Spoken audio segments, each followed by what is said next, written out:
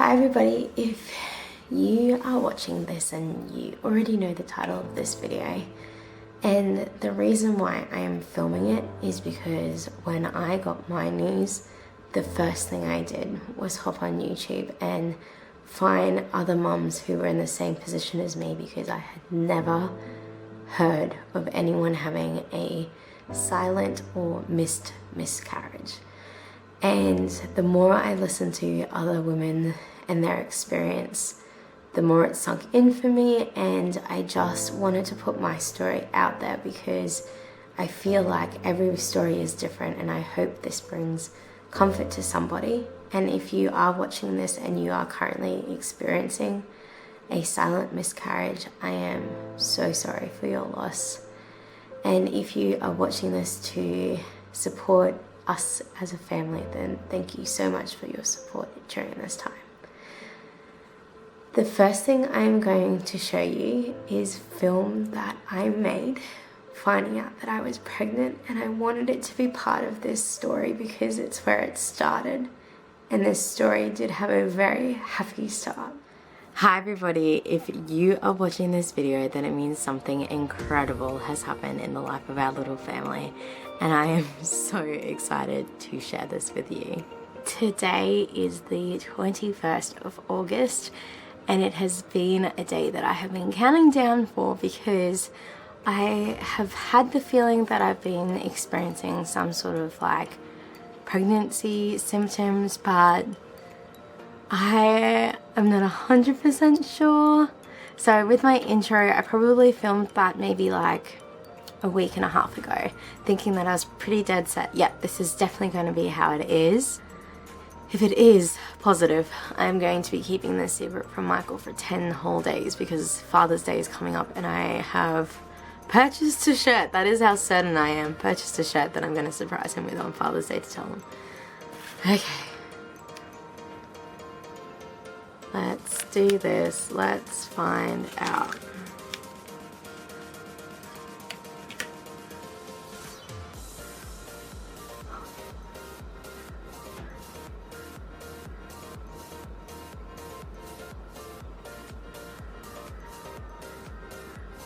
Okay, that is like 100% there. Dude.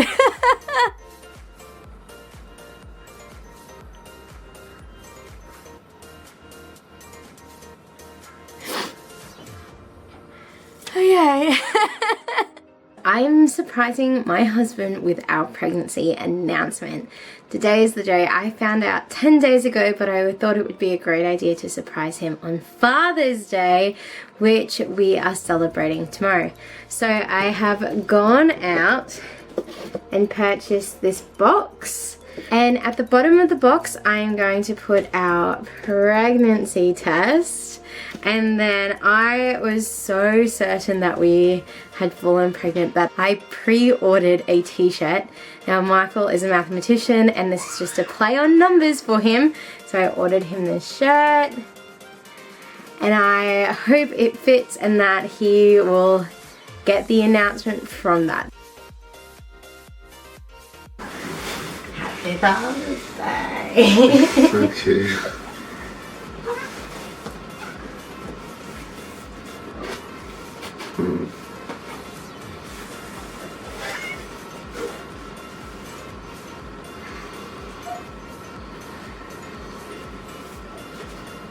That's cute.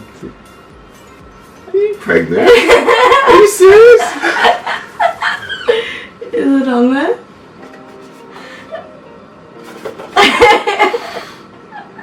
Three plus.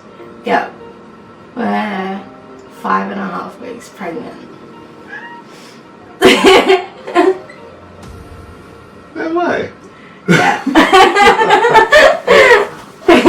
So for those of you who are just meeting our family for the first time, my name is Beck and my husband's name is Michael, and we have been blessed with two adorable daughters, Amira, who is 3, and Zoe, who is 1. And we said to ourselves, it's time to fall pregnant again. We've always wanted a big family, and so we planned it, conceived, and were overwhelmed that it was going according to what we thought was the plan. And I kept it a secret from Michael for, I think it was 10 days, and I surprised him on Father's Day. And after that, we waited a couple more weeks. I think I was 6 weeks when I told Mick, and we waited until 8 weeks, which was unusual for us because usually I got a first sonogram around 6 weeks with both Amira and Zoe. The start of this pregnancy was so different for me personally.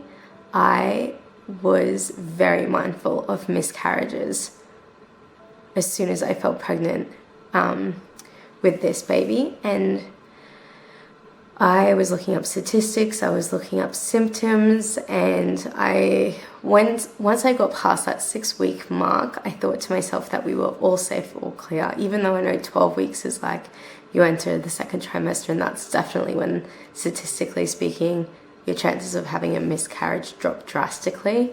I know that they do drop after you get to 6 weeks.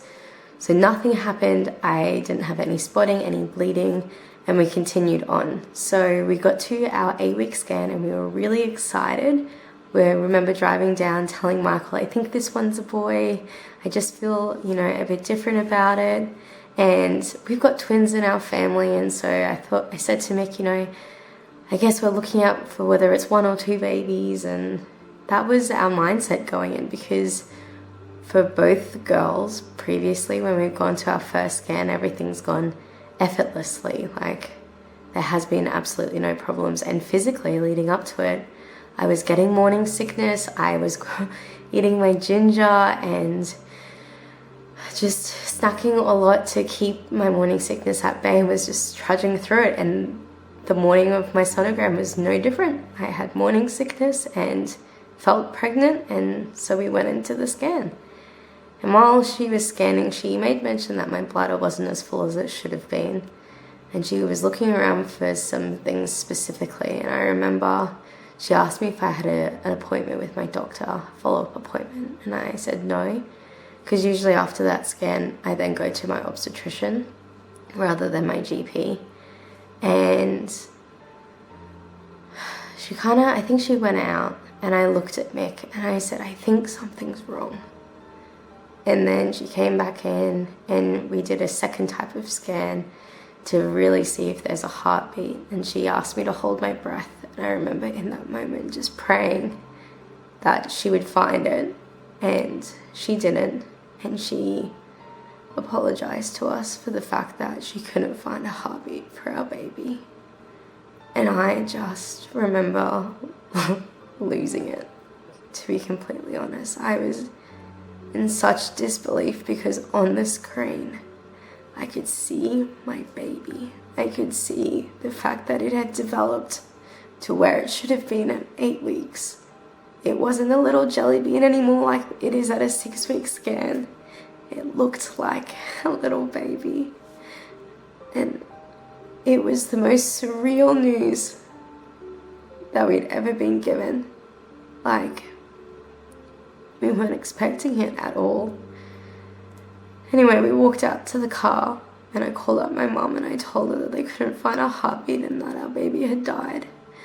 And then the sonographer came out and she said that the doctor was ready for us, and they did one more scan and they checked measurements and everything, and they confirmed that our baby had passed. And so it was a Saturday morning and we were getting ready to celebrate Michael's 30th that night. We had an overseas holiday booked for the following week. Like, life still went on and we had big things that we needed to do, but at the same time we had just been given the news that we had lost our child at 8 weeks pregnant.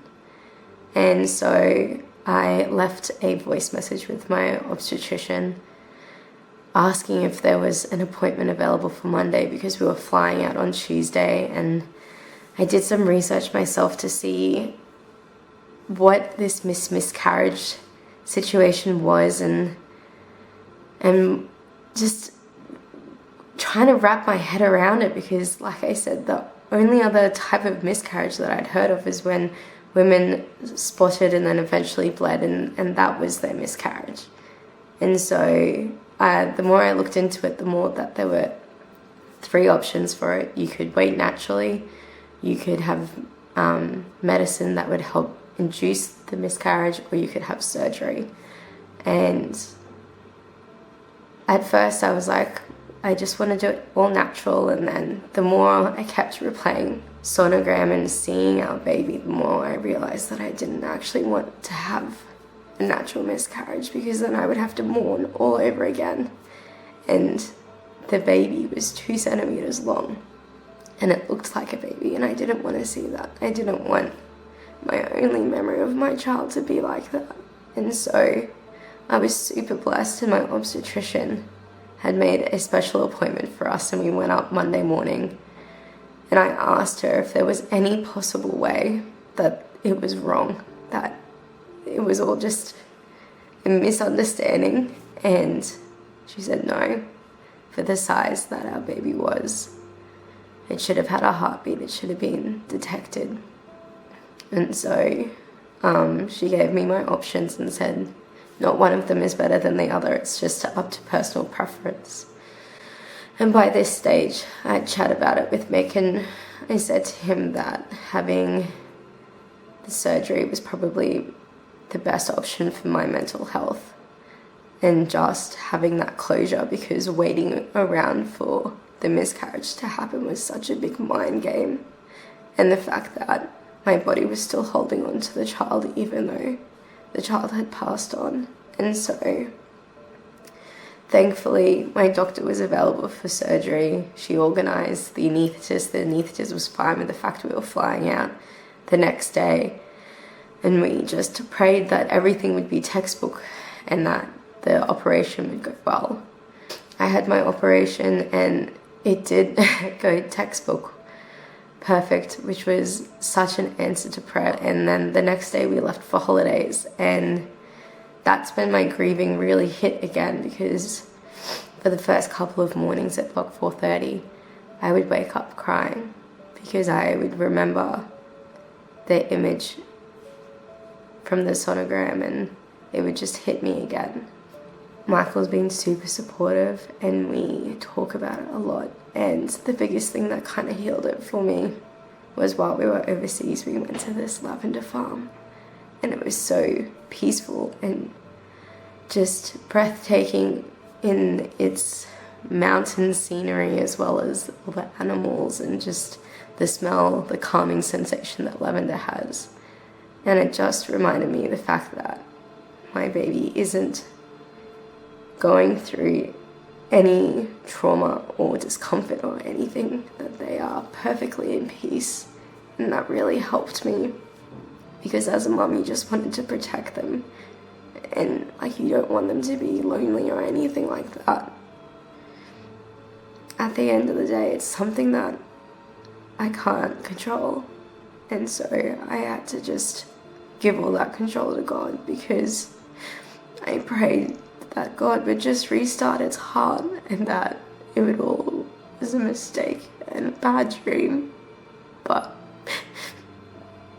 medically speaking, they just said that the baby didn't have enough chromosomes to continue, and it just wasn't meant to be, which obviously as a parent is really hard news to get, because that baby was a baby, and that it's not just the fact that you've lost a pregnancy, it's the fact that that pregnancy was a child, that was your child, a child that you won't get to meet here on earth, and that